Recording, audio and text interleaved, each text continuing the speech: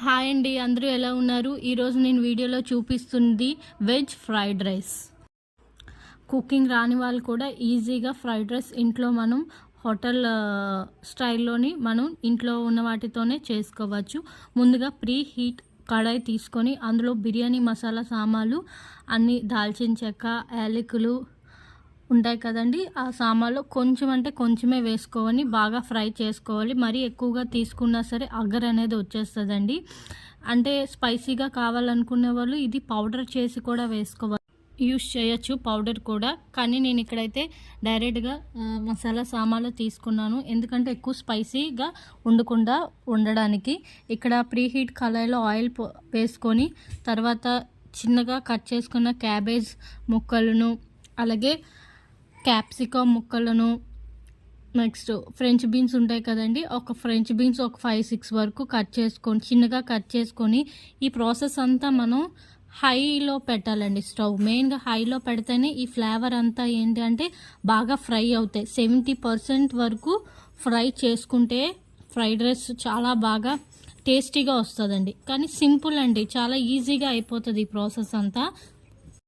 మనకి పిల్లలకి లంచ్ బాక్సెస్కి ఏది కట్టాలి అన్నా సరే టైం ఉండదు కదండి. సో టైం లేనప్పుడు, అలాగే ఇంట్లోని మనకు టేస్టీగా ఏవైనా తినాలనిపించినప్పుడు కూడా బయట నుంచి తెచ్చుకోకుండా ఇంట్లో ఉన్న వాటితోనే ఇలా మనం ఫ్రైడ్ రైస్ చేసి చూడండి, చాలా బాగుంటుంది. ఇక్కడ బాగా ఈ 3 తీసుకున్నాం కదండి, ఈ 3 వెజిటేబుల్స్ బాగా హై ప్రెషర్లోనే మంట హైలో ఉన్నప్పుడే మనం బాగా ఫ్రై చేయాలండి. ఎంత బాగా ఫ్రై అయితే అంత బాగా ఫ్రైడ్ రైస్ వస్తుంది. అలాగని చెప్పి చెప్పామని చెప్పేసి అలా మార్చేస్తే ఏది సరిగ్గా రాదు. మనం ఇప్పుడు సాల్ట్ వేసుకున్నామండి, సరిపడే సాల్ట్ వేసుకొని ఇంకొకసారి బాగా కలుపుకోవాలి. దగ్గరగా కలుపుకున్నాక ఇంకా మన ఇంట్లో ఉంటుంది కదా టేస్టింగ్ సాల్ట్ వేసామనుకోండి, ఆ ఫ్లేవర్ కొంచెం ఈ ముక్కలకి బాగా అయ్యి ఫ్లేవర్ అనేది వస్తుంది. అలాగే 1 టేబుల్ స్పూన్ సోయా సాస్ కూడా మనం వేసుకోవాలండి. ఆ సోయా సాస్ వేసుకొని బాగా మిక్సింగ్ చేసుకోవాలి. అలాగే ఇక్కడ నేను వేస్తుంది వెనిగర్, 1 టేబుల్ స్పూన్ వెనిగర్ కూడా మనం యాడ్ చేసుకోవాలి. ఇవన్నీ యాడ్ చేయడం వల్ల ఏంటంటే మనకి బయటన స్ట్రీట్ ఫుడ్ తింటూ ఉంటాం కదండి, సో వాళ్ళలాగే మనకి టేస్ట్ వస్తుంది. కాకపోతే వాళ్ళంతా ఏంటంటే అన్హైజీనిక్గా చేస్తారని అందరూ చెప్పారు, అందరూని అన్నం. మనం ఇంట్లో హెల్తీగా చేసుకుంటే బాగుంటుంది. మ్యాక్సిమం ఇక్కడ టేస్టింగ్ సాల్ట్ కూడా మీరు అవాయిడ్ చేయండి. ఎప్పుడో అయితే పర్లేదు, కానీ డైలీ ఇలా చేసుకునేటప్పుడు మాత్రం టేస్టింగ్ సాల్ట్ అనేది అవాయిడ్ చేయండి.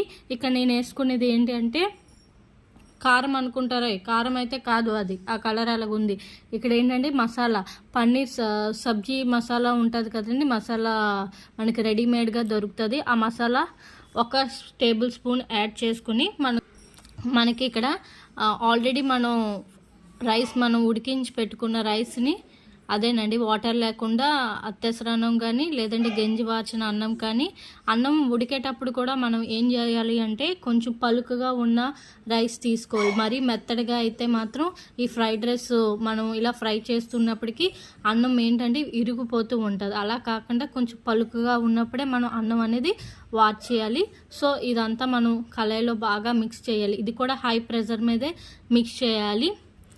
లాస్ట్గా కొత్తిమీర వేసి ఆఫ్ చేసుకోండి స్టవ్.